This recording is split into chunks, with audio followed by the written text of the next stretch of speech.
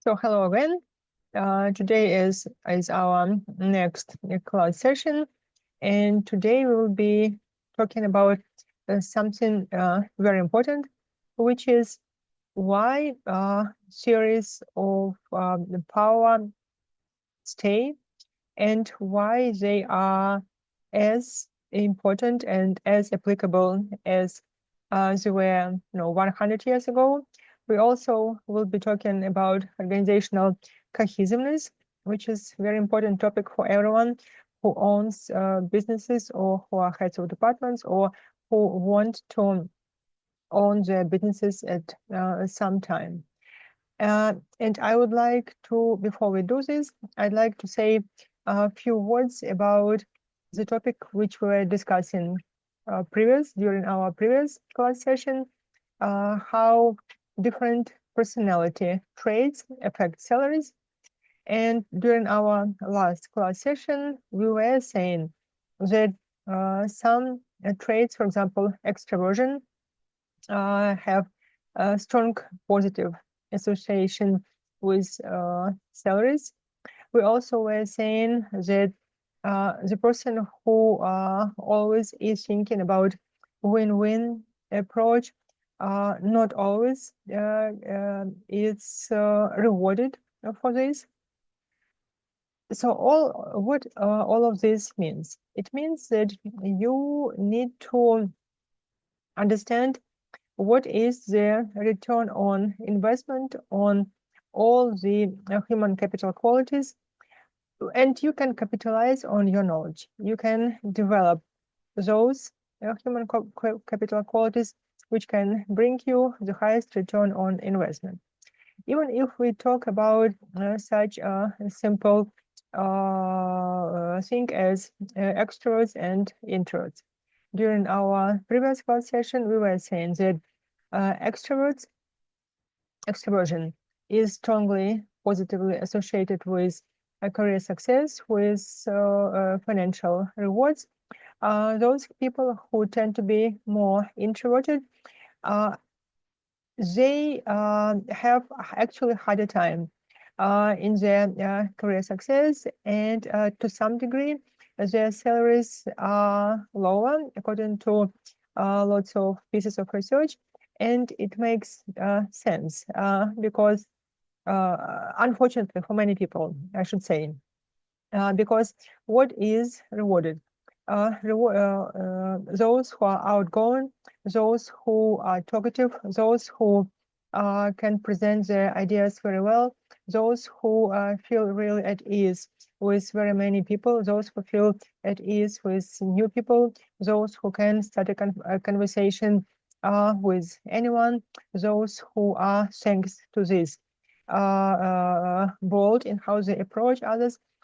Usually this is rewarded in terms of career progression and so on. A person who tends to be more an introvert may be significantly better able in achieving goals, may be significantly better educated, may have better skills, but since others often emotionally and spontaneously react to those who, once again, is outgoing and so on, very often, unfortunately, those who are more introverted do not get noticed. This is the reason why introversion is less financially rewarded. It's not like introverts get less salaries. Simply, introversion causes people to, talk less. Introversion causes people to be a little bit more shy with others once again. And the consequence of this is what we are discussing right now. What does it mean? It means that those people who are introverts simply need to train themselves to act like extroverts. Of course, it is not natural for introverts. Looking very happy and smiling to 25 people at the same time and striking conversations with everyone may seem like a really effortful thing to introverts, and it is. But see, there is nothing else to do. The rule in organizations, whatever it is, whether it is good or bad, but it is what works in companies. Once again, those who talk, those who can present themselves, those who are bold, they get rewarded in many ways. So once again, those who are more introverts, simply do this. Simply act like an extrovert. Talk to people. Talk about yourself. Talk about your accomplishments. Start conversations, even if you do not really feel like approach this particular individual and starting conversation with them. Still do this. This is what extroverts do, and they get significantly rewarded for this. So this is what introverts need to do as well. And you will be surprised how your network will grow, how your network will strengthen, how you will, thanks to you knowing more people, thanks to more people knowing you, you will know about more business opportunities, and so on and so on. So once again, always think in terms of return on investment and what human capital qualities you need to develop to get a better return simply. Okay, and now let me share my screen and start talking about why theories of power stand over time and in different contexts.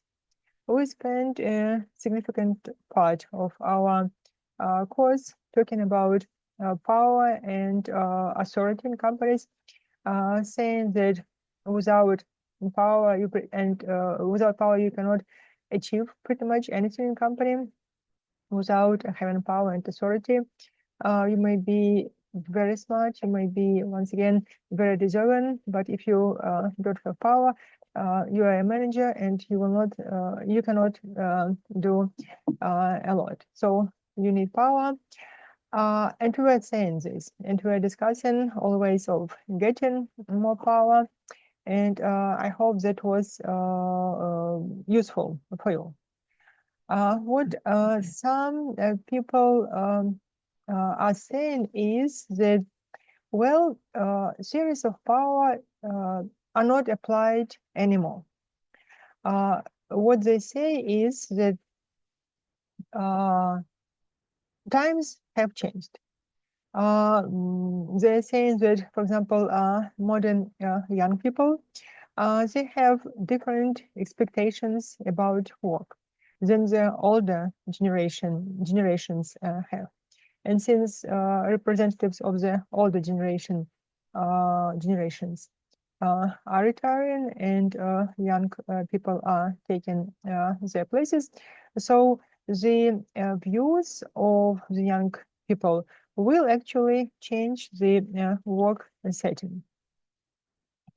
And some people are saying that since younger generation is joining the workforce, then now they will define what the work is and what it will be. And since young people are more concerned, we can say, about doing, interesting, fulfilling things at work, and less concerned about staying at one place, climbing organizational career hierarchy. So organizations now are different from what they used to be. Also, some people are saying that young people are more egalitarian, accept diversity, that modern companies are more global and more dynamic and innovative, and they are less formal and hierarchical. And there is more emphasis on teamwork and collaboration, that young people collaborate more happily with each other. Also, these people are saying that, it is a new high technology, significantly more connected work environment, and reputation gets created and transmitted quickly. So those who behave, socially inappropriately, those who really misuse their power against subordinates, they will suffer, quick retribution for this.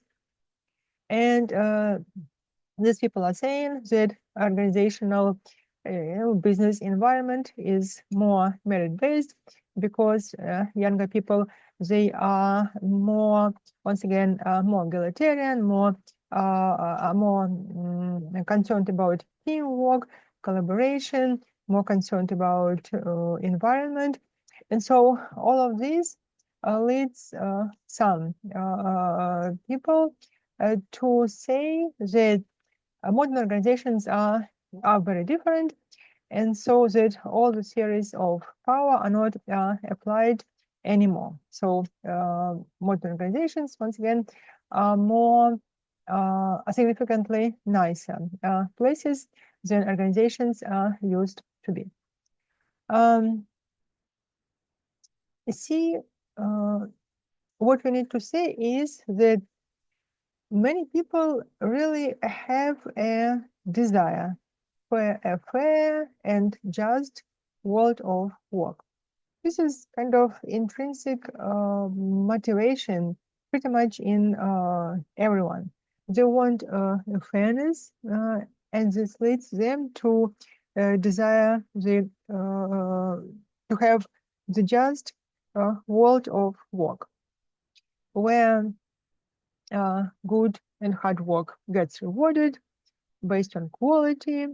There is no effect of gender, race, or and other irrelevant attributes on career success. They believe that since there is less hierarchical organizations, it will lead to more equality, less domination, and they believe that modern bosses are more like coaches than autocrats. And so this is what those experts who say that the modern organizations are different from the previous ones, that now the environment in companies is different. Environment in companies is more kind of based on fairness, equality, and bosses, top managers are more like coaches than autocrats. So this desire, once again, leads some experts to say that theories of power are not applicable anymore. So is the world described by, is really the world described by Machiavelli over? Who is Machiavelli? I'm sure you know who Machiavelli was, the author who lived in Florence, Italy, in the end of the 15th century, the 16th, in the beginning of the 16th century. He wrote the Prince, and this so pretty much this book is about getting and using power in organizations. And although it was written really long ago, still this book has been on the best seller list for pretty much all the time, and it is the book which most of successful politicians, high-ranked individuals have read. So now let's try to answer this question. Is the world described by Machiavelli or? So basically, Machiavelli describes the world as, not fair, not just world, where if you have power, very often you win, not always, but often. So is the world described by Machiavelli really over? To answer this question, so let's talk about 6 processes that help explain power and its invariability, and how it is really applied and still applied in today's businesses. The first factor is hierarchy. Although people do not like it, because hierarchy often turns into authoritarianism. Hierarchy actually continues to stay. What is a hierarchy? It is the structural structures of organizations built in levels. There is the top management, for example, then the middle, and so on. So hierarchy is a fundamental structural principle of all organizational systems. Why? Because it makes complexity possible. See, when it is, people always want to know who is in charge. So who is in charge? The top manager and the top of the organization is in charge. So how do you know that this is the top manager? Because this person is on the top. And the top means hierarchy. So you cannot point to the top person without a hierarchy. See, hierarchy, yes, it makes complexity possible, and it fulfills the deep-seated need of human beings for order and security. Human beings want order. Once again, they know they want to see who is connected to whom. So when people are faced, and actually many research tests were conducted, and all of them have shown, and they were conducted in different countries in different times, but all of them show the same. When people are faced with a need to accomplish some work task, they choose hierarchy among other forms of social arrangement. Simply, people want to know who is in charge. So even if you think you give, you have a group of people, absolutely independent individuals, and then you give a task to this group.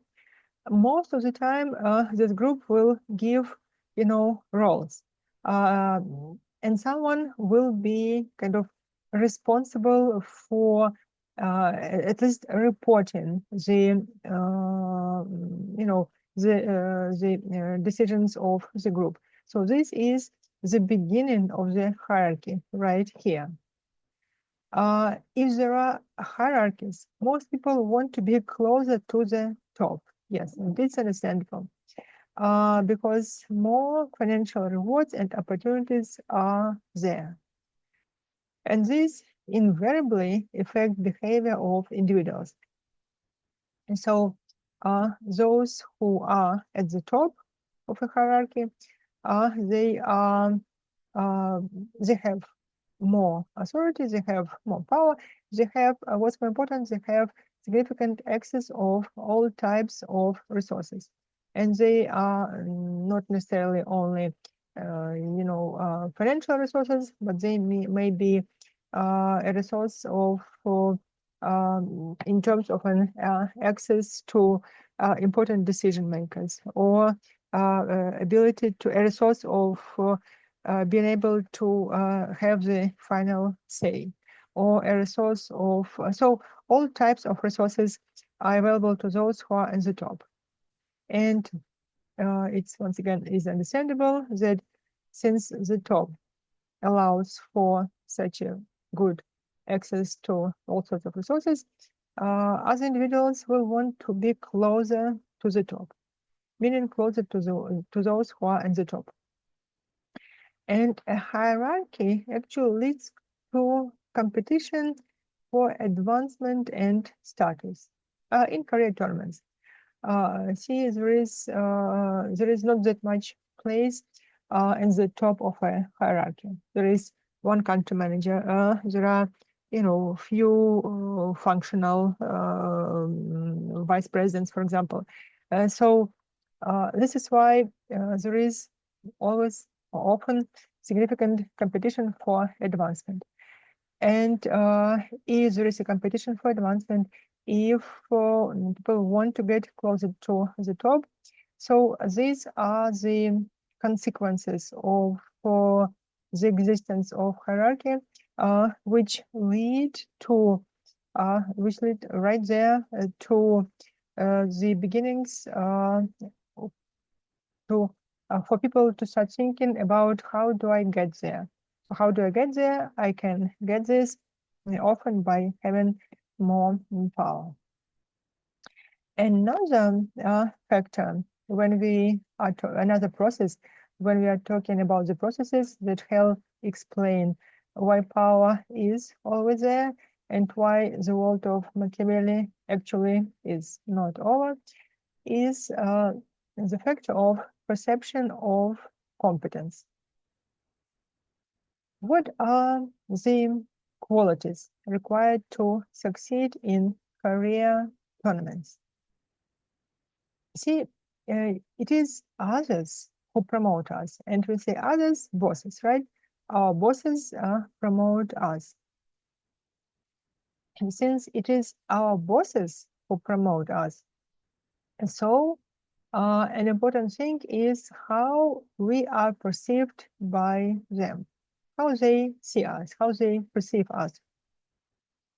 And the two fundamental, which means that it becomes highly important for employees to make sure that their bosses view them in favorable light, which leads to often employees to not only thinking about doing the job best of all, but presenting the job in such a way that the boss will like it. It leads to the situation when, for example, doing A for the company really is beneficial for the company, but the boss thinks that B is better for the company. So an employee who wants promotion or who wants better relationship with the boss very often would go ahead and do the B instead of A. Although clearly with clear understanding that A is better. But once again, individuals to a significant degree depend on bosses. Many employees, many subordinates actually go against their views of their bosses simply based on the fact that they understand the company very well and they understand really what the company needs. But this often happens at a huge cost to such subordinates. Another factor which we need to mention here is that there are two fundamental dimensions, and actually we mentioned it in one of our classes, and these fundamental dimensions which are used to categorize it. Individuals are warmth and competence, or openness, friendliness, and competence. And warm people are generally perceived as less competent. And we could be surprised that this is so. We can say that this is not true, but significant research actually says, yes, it is true. Warm people, friendly people, people who they are perceived as less competent, and critical and negative people are perceived as more competent. And which once again leads to the fact that employees often have to choose, have to make the choice. Those who display attributes of power, for example, those who display, anger, they often are perceived as more powerful. Why? Because displays of anger lead to more attributions of power as assumed by others. And as Becker once said in one of his papers, because many people tend to be conflict averse and react with alarm when someone gets angry at them, not only do they do the displays of anger signal power, they may produce power as those subject to anger back down. So see this factor of perceptions of competence, although it has nothing to do with the actual reality of competence. Um, these processes, they create more power, and significant number of employees actually understand it, and then they make choices, and they make choices once again in terms of getting more power. If an employee sees that someone, by being critical, gets more of authority and respect in the company, other employees, using the theory which we talked about previous class session, social learning theory, many employees actually will go ahead and start using the same quality. And another process which we need to mention here is the self-enhancement motive. See, in self-assessment, some people, old and young alike, tend to be not as accurate as possible, but instead they create and preserve a positive self-image. A person may be, really short and fat, but will try to present themselves as, tall and slim. Such people believe that they are above average on most or all of attributes and characteristics. And they also believe that any project that they are personally involved in creation is good. And there were actually many experiments conducted to see whether it is true or not. And those experiments were conducted in different countries, in different times, and they show again and again the same.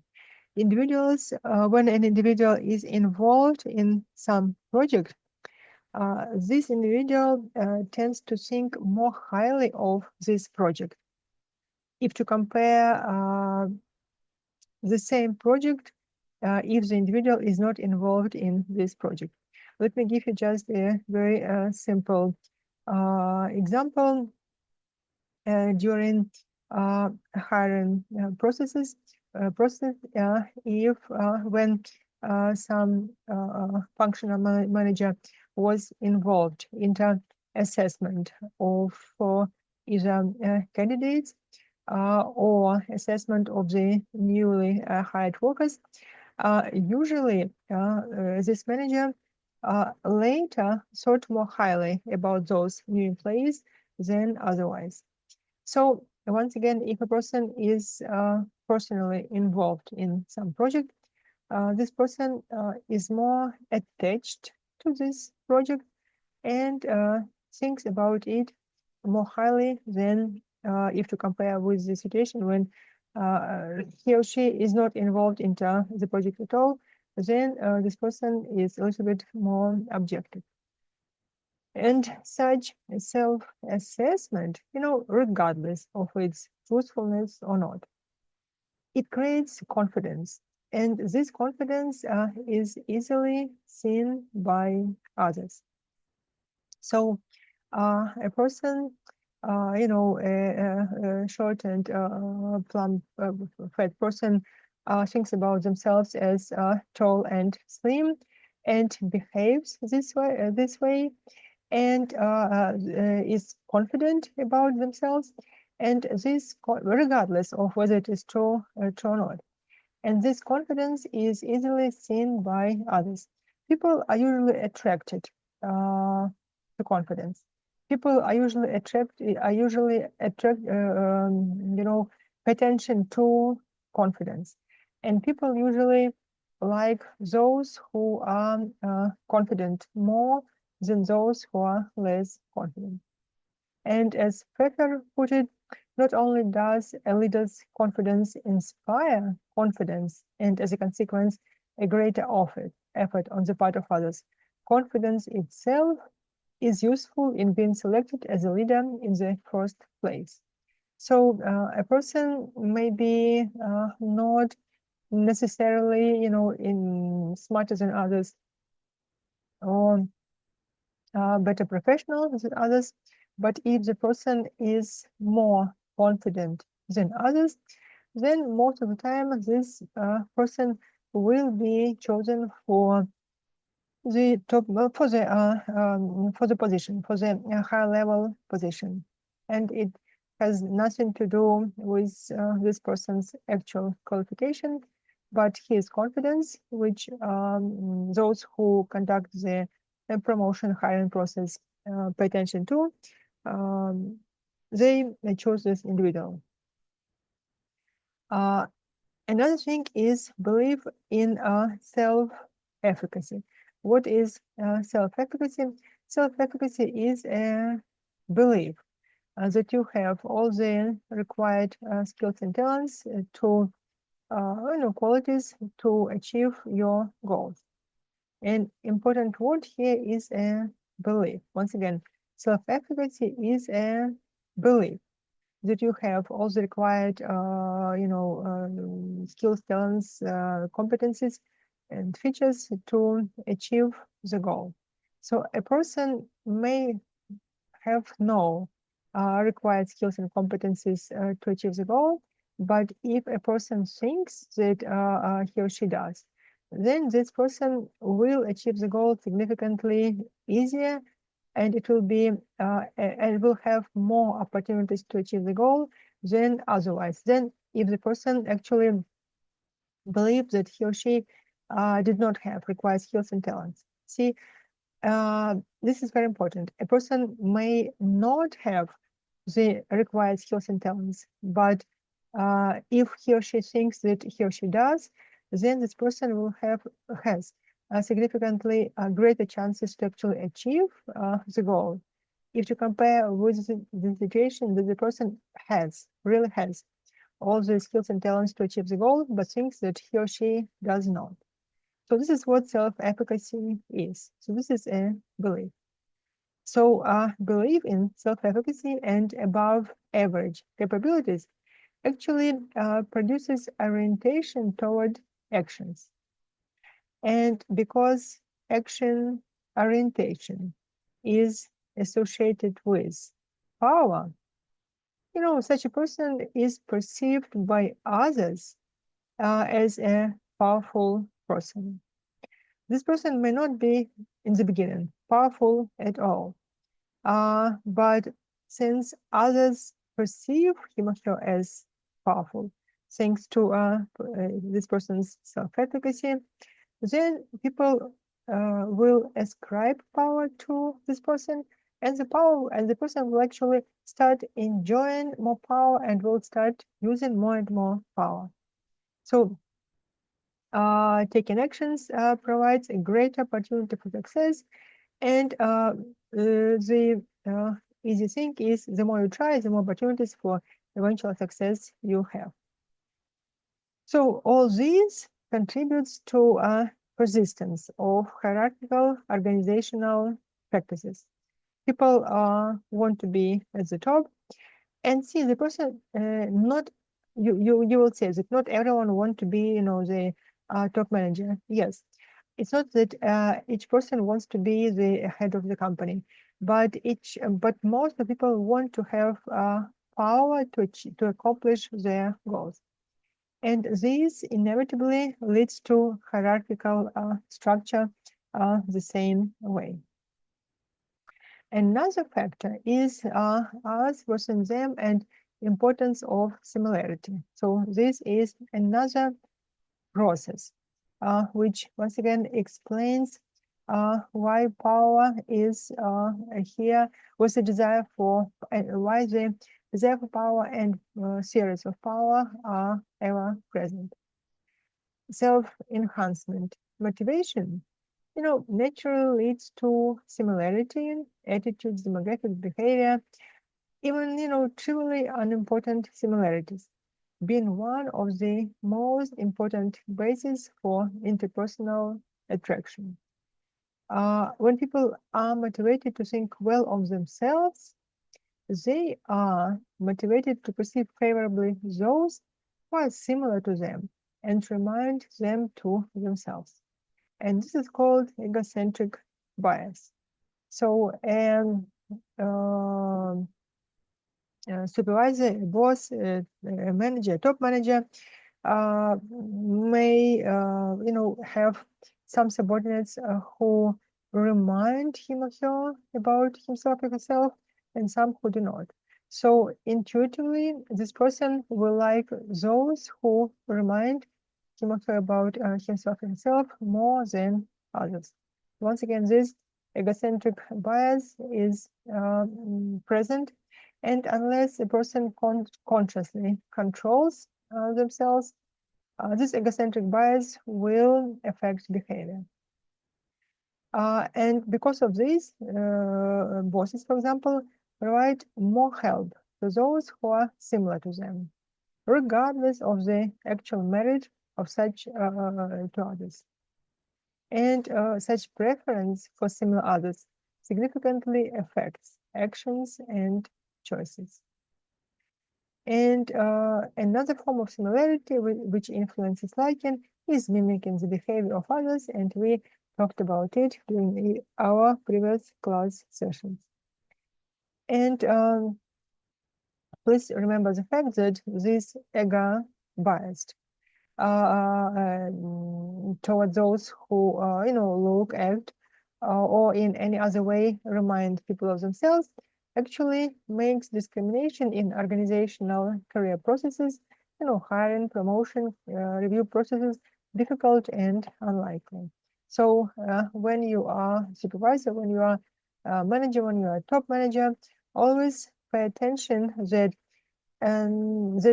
this feature actually can kind of guide the behavior of most of everyone. And it is definitely possible not to be under the influence of this feature, but only if you consciously control it. So when you own your companies, you will need to consciously control this. Because if you do not, then you will simply promote those who will later ruin your company, basically. And when someone said that when the wrong people are promoted in your company, the best people usually leave. So when you are department heads, functional leaders, owners of companies, top managers of companies, if you really think about the company, if you really want your company to succeed, you will need to pay attention to all these features, because as soon as you start, because of all these processes that we are describing, if you start promoting the wrong people, your company will start decline. And if you care this not to happen, then you really will need to pay attention to these processes and really control them. And it is definitely possible to control them.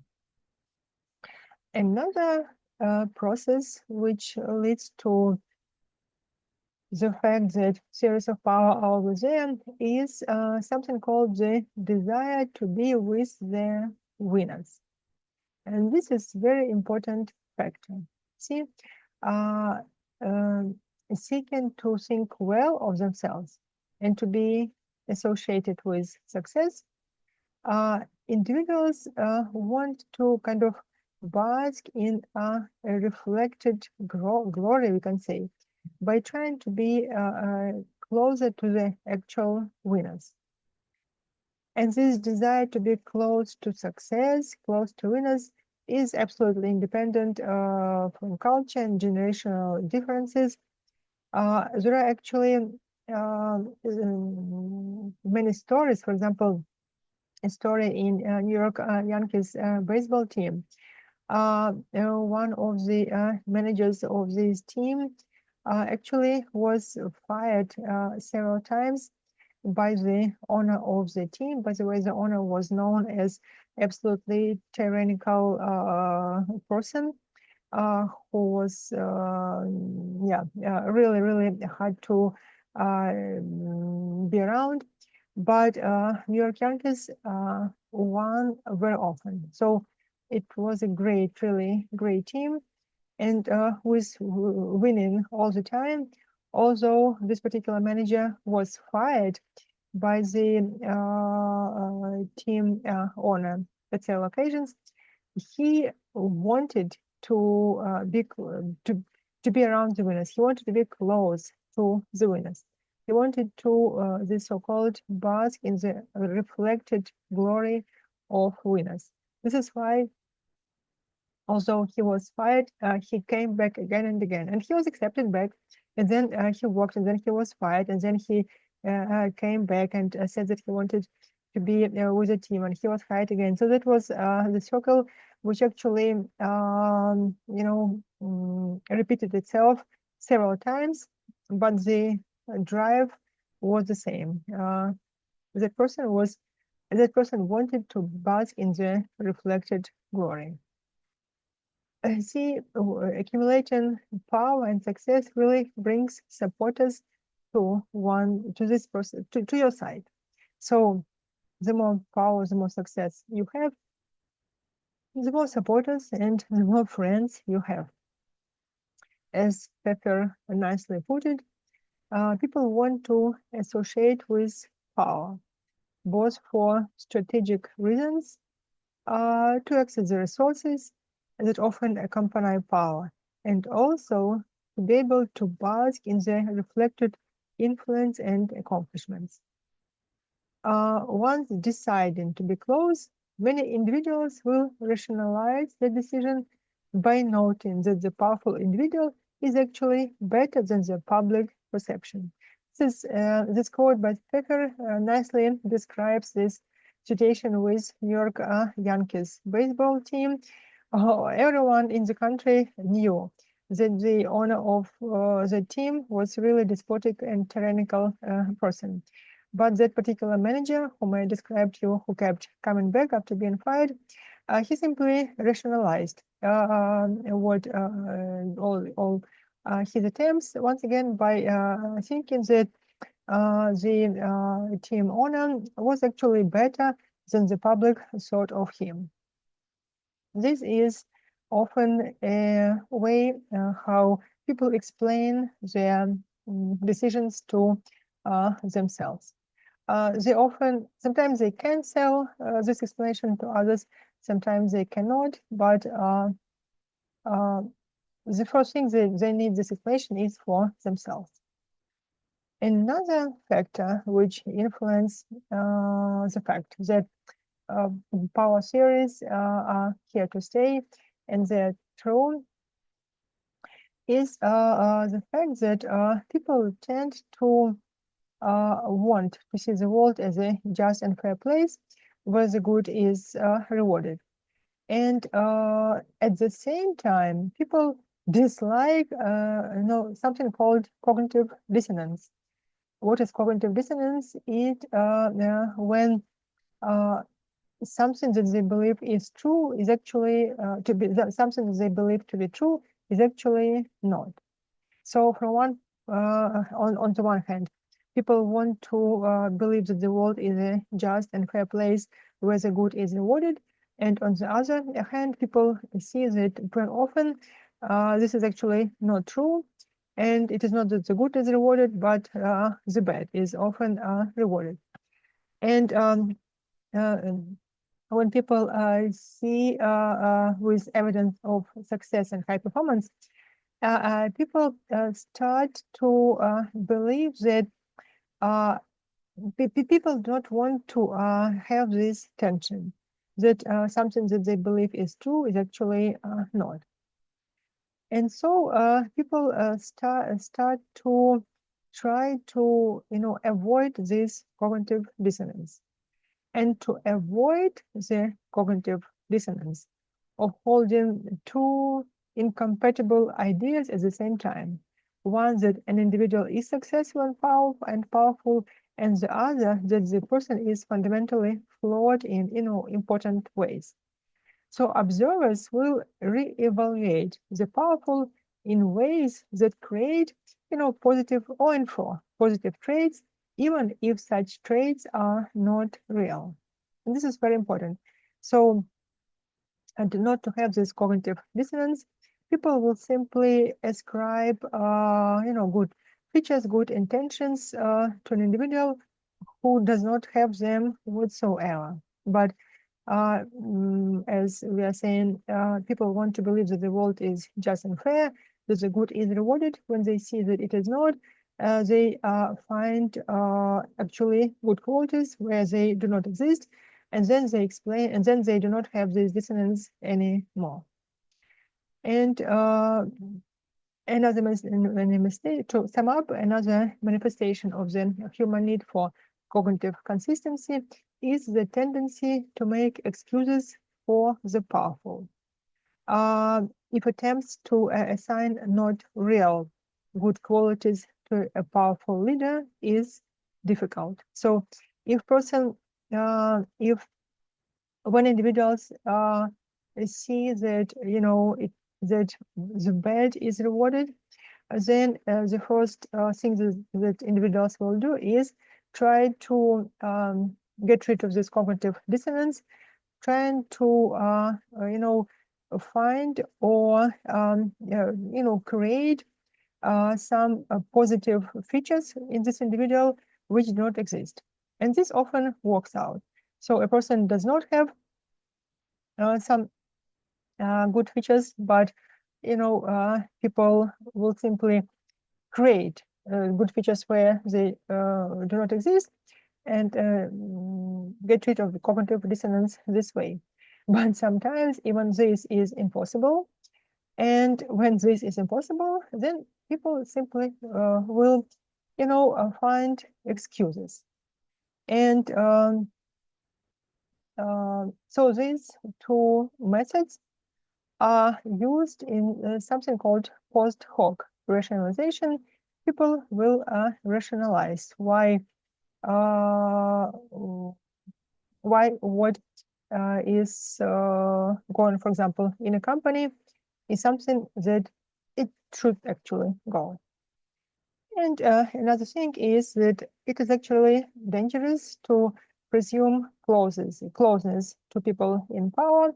Why? Because people in power, as we were saying even during our previous class sessions, they, depending on the situation, they can often change their attitudes and views, and they often do what works. What works. See, when we're saying all of this, we can sum up that organizational dynamics are still the same. So organizational dynamics are similar now in today. Organizational dynamics are the same as they were 5 years ago. They're the same as they were, 20 years ago, because human beings have the same, intrinsic human nature.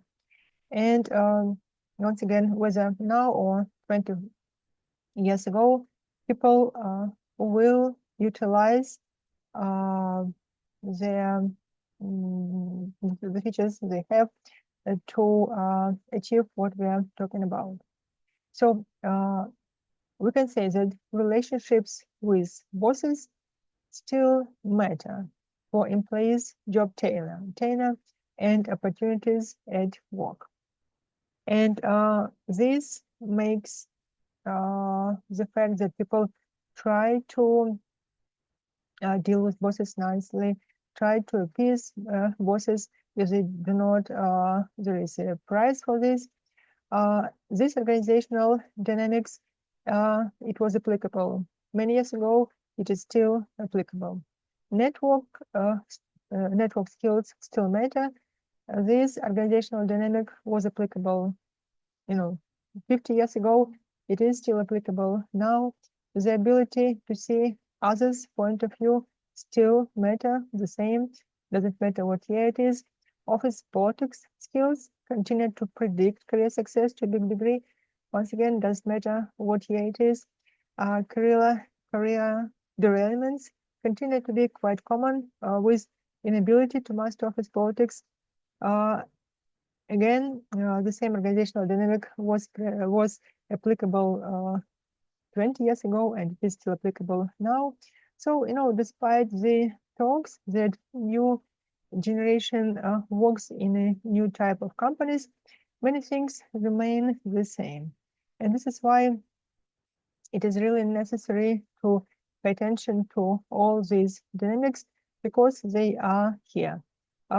We are dealing with human beings who have their egos, who have their needs, who have their desires, for example, in terms of career progression and so on. And it is really necessary to take this into consideration when you are building your careers. 7:23, so let's stop here. So tomorrow we'll be talking about human capital and organizational commitment, and human capital and organizational cohesion. And now I wish you to have a very good and safe evening, and goodbye. Bye-bye. Bye.